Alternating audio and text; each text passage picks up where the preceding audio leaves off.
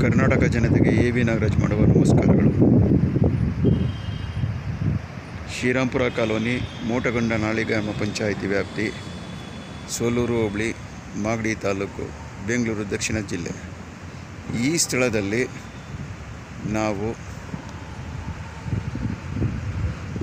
ಸಂಜೀವಿನಿ ಸಿದ್ಧ ಔಷಧ ಸಂಶೋಧನಾಲಯ ಕೂಡ ಪ್ರಾರಂಭ ಮಾಡಬೇಕು ಅಂತ ಅಂದ್ಕೊಂಡಿದ್ದೀವಿ. ಕರ್ನಾಟಕ ಜನತೆಗೆ ಆರೋಗ್ಯದಲ್ಲಿ ಯಾವುದೇ ಒಂದು ತೊಂದರೆ ಆದ್ರೂ ನಮಗೆ ನೀವು ಔಷಧಿ ಮೂಲಕ ನಿಮ್ಮ ಒಂದು ಆರೋಗ್ಯಕ್ಕೆ ಸೇವೆ ಮಾಡೋದಕ್ಕೆ ಒಂದು ಅವಕಾಶ ಸಿಗುತ್ತೆ ಅಂತ ಭಾವಿಸಿ ಈ ಒಂದು ಸಂಜೀವಿನಿ ಸಿದ್ಧ ಔಷಧ ಸಂಶೋಧನಾಲಯ ಪ್ರಾರಂಭ ಮಾಡ್ತಾ ಇರೋದು.